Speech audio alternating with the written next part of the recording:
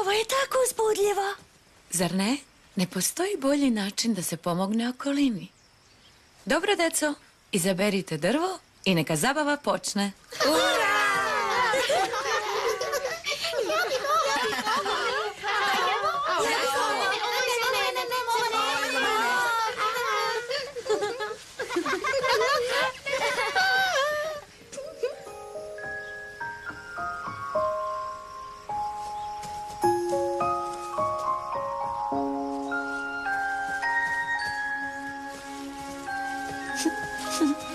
To ćeš da zasadiš?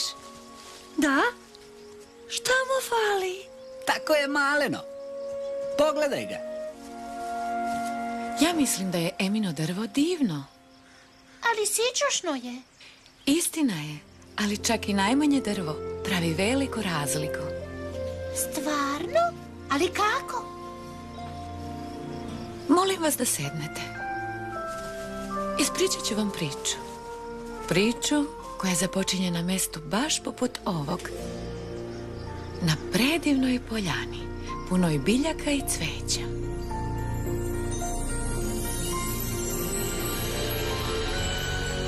Poljana je bila u blizini velikog grada, ali to niko ne bi rekao.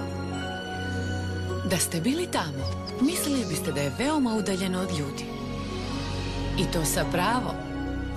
Ali to nije značilo da je poljana bila prazna, ni izbliza. Jer se na poljani krio svet Palčića.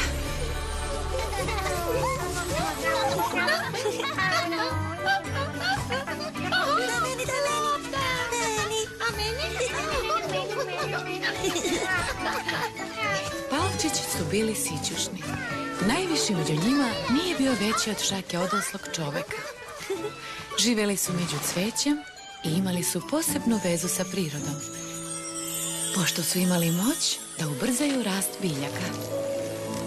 Palčići nisu kontaktirali sa ljudima, ali ako bi naišli na nekog čoveka, uvek bi se sakrili. Ali jedna od njih nije bila tako plašljiva.